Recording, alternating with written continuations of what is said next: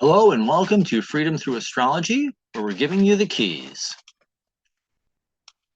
And it's freedomthroughastrology.com. My name is Donald Patak. I am your astrologer. There's my contact information and standard YouTube copyright. The keys to the reading, because I do read just a little bit differently. I read what's called constellational astrology, sometimes called true sidereal astrology. It's astrology by the visible sky. In ancient times, astrologers were also astronomers. So tropical astrology fixes the signs to seasons. I'm going to tell you where the planets are in the sky, which is going to, in many cases, going to be quite different. I read 13 signs as opposed to the 12 of the standard astrologers, between Scorpio and Sagittarius. In the visible sky, if you're doing astronomy, is the 13th sign called the Fucus. It's the sign of the wounded healer. The symbol is of a man holding a snake by the head and the tail. The snake in ancient times symbolized knowledge. So when you're holding the snake, knowledge by head and tail, you're controlling it to do what? Heal yourself and then heal others with similar wounds. I use the natural size of the constellations because Mother Nature in her wisdom made them all different sizes. Virgo is huge at just under 49 degrees or some north thereof. Aries, Cancer, Libra, Scorpio, Fucus, each of them individually is less than 25 degrees. The constellations are all different sizes. Let them stay that way, thank you. I also use astrological midpoints. What in the world does that mean? Athens Chimente discovered when he was using one of his astronomy programs that if he followed the IAU boundaries, which are arbitrarily drawn, he found that stars from one constellation were being put in a different constellation. Not quite kosher there. So what he did was he came up with a midpoint. He used the zodiac belt, found the last bright star as a constellation A, first bright star as a constellation B, used geometry and found the midpoint, and that's what he uses. I think it's a little more accurate. This is the weekly edition. These are the universal lessons for everybody. So have some compassion on your fellow Earth travelers. The kittens are going crazy, and it's a new moon. I should have known better. So have some compassion on your fellow Earth travelers. I read what is called evolutionary astrology, which says that these aspects and what's happening in the sky are giving us lessons to learn. You are fated to have these transits. You have freedom of choice in how you're going to work with them. So evolutionary astrology recognizes that freedom of choice. My dates and times are based on the Eastern US time zone, as I am just outside of Buffalo, New York. I'm working within 1 degree of exact to keep things a little bit more manageable. I could use wider aspects, but then I would be overwhelmed. And if I'm overwhelmed, you're lost. And the software that I'm using is Capricorn by Prometheus. So here we go. These are the weekly transits, a little bit more chill this week, so to speak. So these are the readings for May 26th through June 1st, 2025. The sun is in Taurus, finding your inner strength and your inner peace. The moon begins, and this is a slight change from last week. The moon begins in Aries, but quickly changes into Taurus, and then it goes Taurus through Leo, really. So the moon is not as active as that sounds, and we do have that new moon in Taurus late Monday night. Our active planet of the week is Mercury. So while there are not a lot of transits, it may seem busier because Mercury is doing pretty much all of them, and so mental busyness is very possible, which can make it seem busier than usual. And Venus at the end of the week says, hey, what about me? So we do have one Venusian transit, so to speak. No real power transits. And what I call a power transit is a transit that either takes up a bulk of the week or goes several weeks. And we will have some of those coming up in the next couple of months. Saturn and the outer planets decide that they want to hang out and work together. We will really notice that. And retrograde right now, we only have one planet retrograde. That's Pluto. Pluto is the planet of transformation and deep inner healing. And in Capricorn, it's reflecting and healing your integrity and your character. So that's what we're reflecting on. And we're And here's just an overview of the week. As you can see, dates up top. This row here is the moon. I gotta find myself a better way of drawing the moon. But as you can see, Aries, and then Taurus, Gemini, Cancer, Leo. So the moon is actually fairly steady and stable this week, which can be a good thing. And if you look here, you'll see Mercury, Mercury, Mercury. Oh, by the way, Mercury. I mean, let's see, this here is Mercury. These two are Mercury. This one is Mercury. And you see it says Sun first. Well, Mercury right now is going to shoot past the sun. So I'm saying Mercury is transiting the sun. And then finally, at the end of the week, we do get that Venus. So it's a lot of Mercury transits, which can be a lot of mental energy. So things can seem busier than they are or travel fast. Do pay attention very muchly. So let's go here. So we begin, and this is the holdout from Saturday, I believe that is. This is the moon entering Aries. This is the waning moon here, so it's a releasing moon. What are you releasing? The moon is releasing the emotions of fear, whether that comes out as anger or cowardice. This is releasing fear and helping you to find that inner sense of courage. And then there's that. And then if you fall into the shadow, you can choose to release the fear or you can embrace that fear. And you falling deeper into fear can lead to outbursts of anger or desire to hide away in cowardice. So being very careful of that. And on Sunday, Mercury in Taurus is sextile to Saturn in Pisces. Mercury in Taurus, might as well talk about it. Mercury in Taurus, Mercury is the planet of learning and communication. And Taurus, the symbol there is finding your own inner peace, inner strength, stability. Who was it that just wrote an excellent Rio Larmond on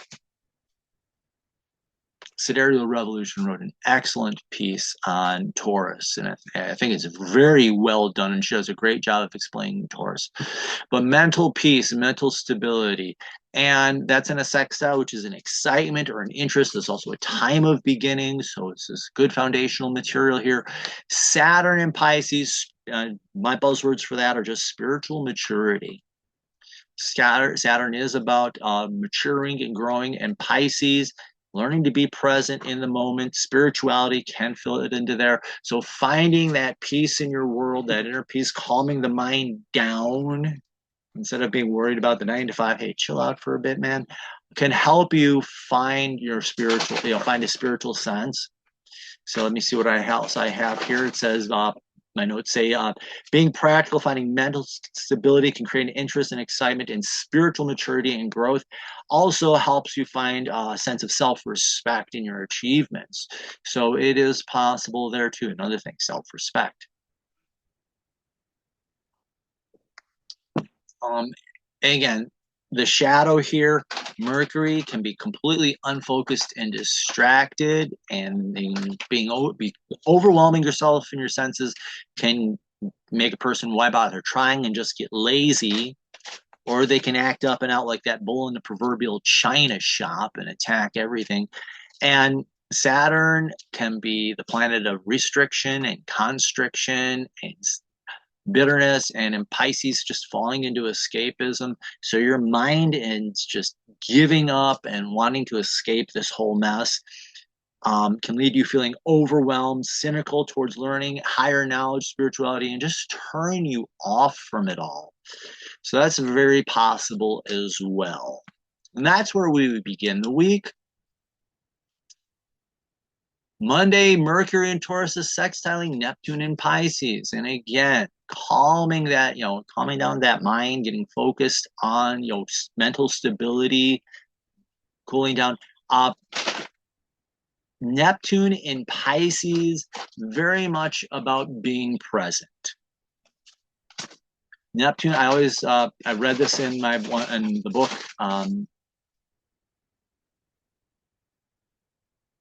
kittens are very distracting. I'm sorry.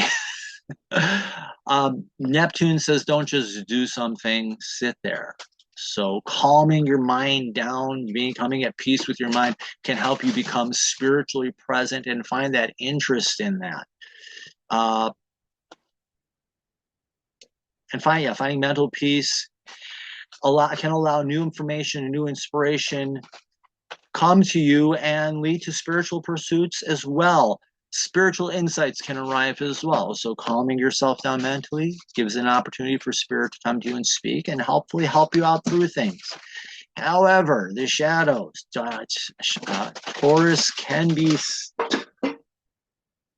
Taurus can be very, very stubborn, like these kittens that insist on playing while I'm trying to do a recording.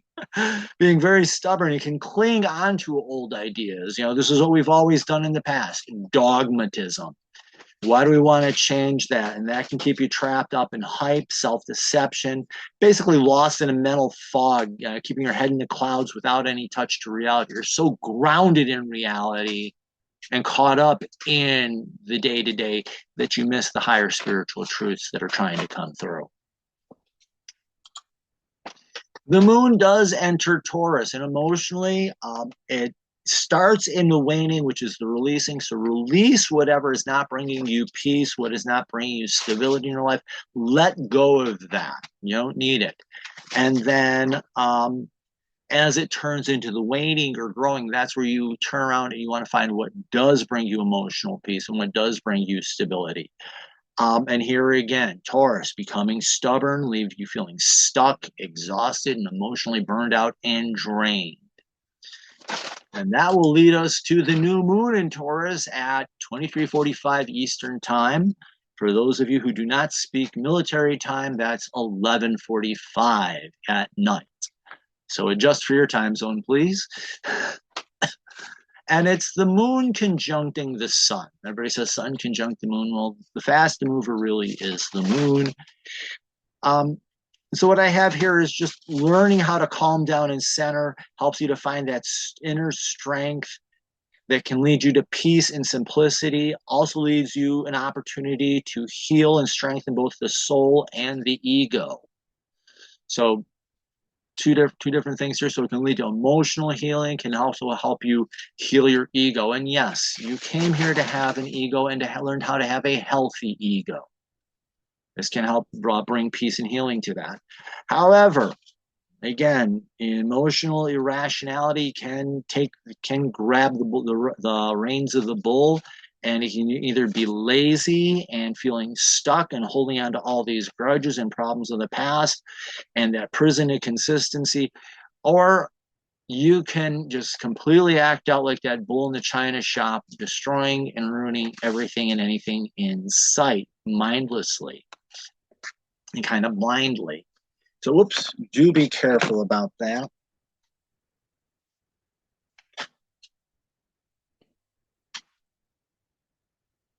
Okay, calm down. Okay, I got one of the kittens, and hopefully this helps to calm it down.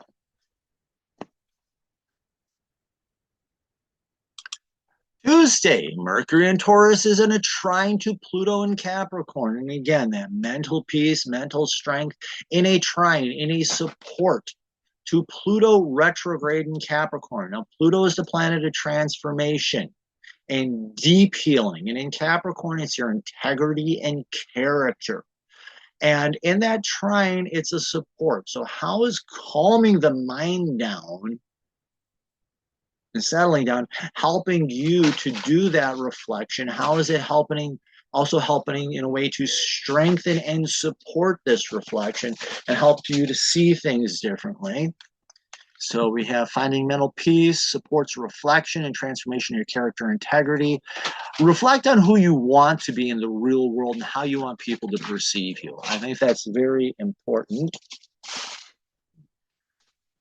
However, the flip side of the coin, we talked about that out of control mind or that lazy mind getting stuck in that mental rut, the power trips and slip ups, and that's the shadow of Pluto. Pluto can be very nihilistic, cynical, power hungry, power tripping, and in Capricorn, it can be a control freak, or it can feel like really overwhelmed. So be careful of that. Cynical attitude towards life can also blind you to new information and ideas and leave you feeling empty and trapped in mind-numbing dogmatism. So instead of bringing you out of a place that you don't want to be, it can lead you into further isolation and further imprisoning. Do be careful. And this is a quick transit. All these Mercury transits are like a day, 2 days tops. That's how fast. That's their point of being exact. They may take a little bit longer than that. Give yourself maybe a little bit more time either before or after. But really, the greatest intensity, the greatest opportunity is like 2 days, quick and done. Wednesday, the moon enters Gemini, opening yourself up to new ideas and information. Expect surprising insights and experiences. Emotionally, you're ready for something new and different. Be open to it. Be open to the new ideas, and who knows what fun you might have in its own way or what might interest you. The shadow here, emotionally, you might not be paying attention to what's going on and feeling unfocused and scattered and missing out on life and missing out on things that are going on before you. It's like driving down the road and missing the stop sign or not seeing the yield. Oops. So there we go with there. Thursday, Mercury conjunct the sun in Taurus. Now, why do I say Mercury conjunct the sun when everybody else is saying sun conjunct Mercury? And if you look right here, pull my annotation up. Mercury is right here. It's before the sun. After this transit's over, it's going to be on this side of the sun. So Mercury and its 88-day rotation of the sun. This is kind of where, at least my understanding, this is where it shoots ahead of the sun.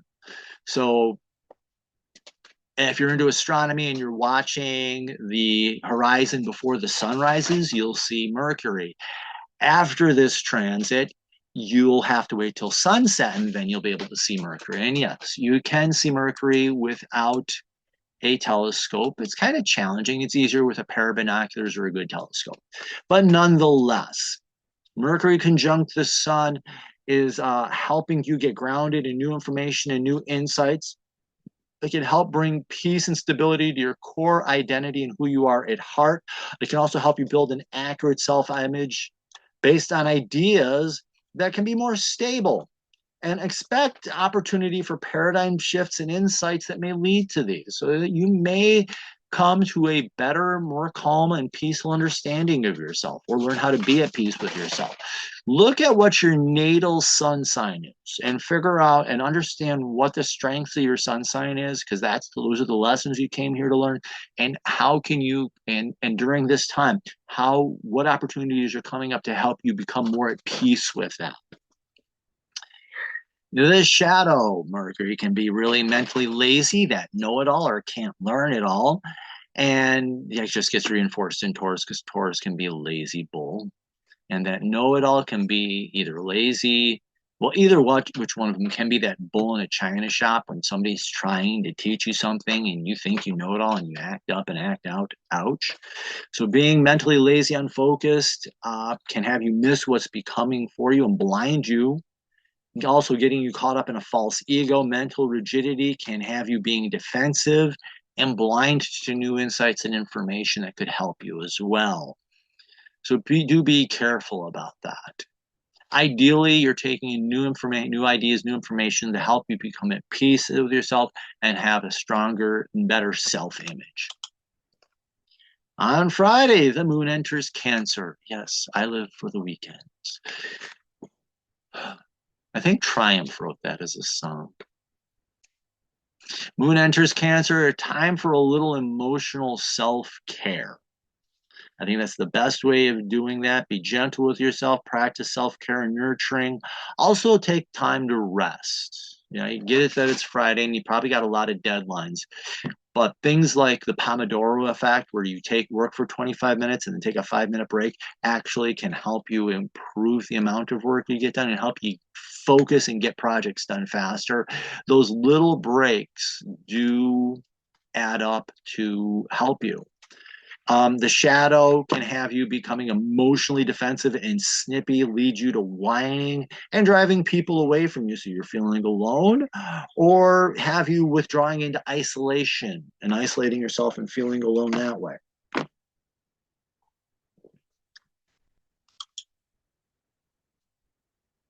Start talking about the moon in Cancer, and the kittens all calm down. I should have begun with that. And on Saturday, Venus says, hey, what about me? And Venus will be conjunct Chiron. Now, Venus is the planet of relationships, and everybody does focus on that. However, Venus, she also deals, in addition to relationships, is the planet that governs the arts and music and all the different, different creativity. Um, Also like theater and what have you, writing, poetry, you name it. If it's in art, there you go. Yeah, I would put poetry actually more in Venus than in Mercury. Mercury is more like history and research. Venus is more poetic and artistic expression. Also, Venus is having fun and playing. And Venus is also rest and recreation, which playing does fall into. And Chiron, conjunct Chiron, healing. Healing relationships. How can you heal yourself with rest? How can you heal yourself with play and having fun? How can you heal yourself with the arts? An opportunity for healing in so many different ways. And in Pisces, learning to be present, seeing things from a higher or different perspective. So being present to others can help in healing. Also look at time to play and creativity. All those different ways can help you with healing. And the shadow. Well, Venus can be slick, manipulative, lazy. And that can lead to Chiron, not healing yourself, not healing others, or wounding yourself and wounding others. And in Pisces is falling into escapism, fantasy, self-illusion and self-delusion. So it's all different types of escapism and dealing and not dealing with reality. So trying to be manipulative of others or other forms of laziness can lead to deeper woundings and denial of your ability to heal the wounds or refusing to. It can also lead to wounding of others, damage the relationship on a deeper level, and you'll just be denying it all the way to the bank, saying, nope, no, it wasn't my fault. Don't blame me. And way late Saturday night, the moon will enter Leo. Leo does like to stand up and be seen. So this is an opportunity to express yourself, appropriately. Look for opportunities to have fun and play as well. Let your soul shine for people to see and appreciate. Be careful because this can be the drama king or drama queen. Shadow number one. Shadow number two is being a crowd pleaser and doing what the crowd tells you to, trying to fit in. And that can all come across as fake. Also, instead of standing up and being seen, trying to hide away can lead to you to feeling unfulfilling and empty. That's Saturday. And Sunday, take a breath. Remember to exhale, repeat. And that's our week. So like I said, there's a lot of Mercury energy in there, a lot of mental energy. So if you feel, do take those brain breaks. They can help you deal with that. Do follow me on social media. I'm on Facebook, Instagram, and YouTube, which are obviously watching this video or leading to this video anyways. So do follow me on them. These guys are making billions of dollars off your data, and you're not getting much, if any, of that. Digital Soul Space is a free, privacy-focused website. It's run by the Mighty Networks, which deals with all forms of spirituality. It's a troll-free zone as well. We have 4 wonderful moderators that make sure the place is being really keen and peaceful, and I can't even remember the last time they booted anybody off. But everybody on there is really cool, really respectful. Like I deal with astrology on there. There's a couple other astrologers on there. We do our different stuff, and it's like, hey, great. But there's crystals, tarot, oracle decks, a wide variety of spiritual practices. So if you're curious about that, join the site, post, and people will share what they know. We are a guru-free zone as well. Not everybody knows what they know and will be willing to share, but there's no like one person that knows everything. It's really cool. Site reminder and readings. Let me pull this up. So you do go to freedomthroughastrology.com. Little intro. I say giving you the keys. Quick Six is getting to be popular, and I read 6 points off your chart: the sun, moon, ascendant, chart ruler, south node, and north node. That gives you like a little overview and shows you how your chart is different under constellational astrology. Your first big key, though, is your birth chart, which is your birth contract. I read for you and tell you what the lessons you came here to learn. Second key is a past life reading or a karmic reading. If you believe in past lives, you reincarnated in this lifetime to heal the wounds of the past. I can tell you what that archetypal wound is and then how you heal it. If you're a one and done, you came here to learn a special lesson. I can tell you that special lesson. We can come to an understanding of that and then work through how you heal that. Quick Pick combines them into two. Second set of keys, understanding your sky, the horoscope. 2 different yearly forecasts I can do, the life cycle and the yearly. And the yearly can be from any month to any month, 12 months apart. So you could go from June 1st to 2025 to June 1st, 2026, or June 30th, 2026 is what it would be. So it's 1 year anytime. Quarterly horoscope is 3 months in a row. Monthly horoscope, I like to go new moon to new moon because that's the natural cycle, but there are people who like to go the first of the month to the last of the month. Whatever floats your boat, I'm good with. What you get with all my readings, I do the reading, I send it to you as a recording. You watch it, you generate your questions, and then you have follow-up time. So rather than trying to interrupt and squeeze it in while I'm trying to do the reading, this gives you time to ask the questions and get an unhurried answer, because nobody's watching. The only time we're watching is your time. So rather than worry about, and I'm not worried about giving you your full reading, you've already got it, you've downloaded it, you're getting the deeper knowledge and understanding that you need in order to be successful. And I do have packages in addition to the Quick Pick. These are 3 more that combine more readings together. These have 10% discount built right into them. You'll get the pop-up, or you can click on subscribe. Give me your email address. Once a week newsletter. If you're interested in a reading, click on services. Those are all my readings, and that's how you order it. If you want special questions you want to guarantee the time and lock in the time and the place, do under scheduling, and I do the 30, 45, 60, 90-minute readings. Got to clean that up a little bit. But you can schedule a time, ask me specific questions, and I will give you your answers. So there's that. Blog is where I post the weekly forecast, and I do daily deep dives where I take transits and I explore them deeper. Events is if I'm going to events. So there we go. Let me get back to this.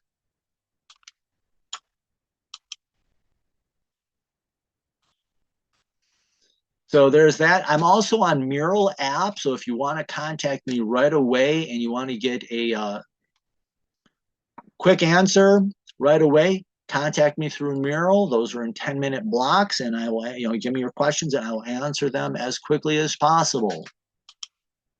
Thank you. Remember to like, follow, share, sign up for the newsletter, order a reading.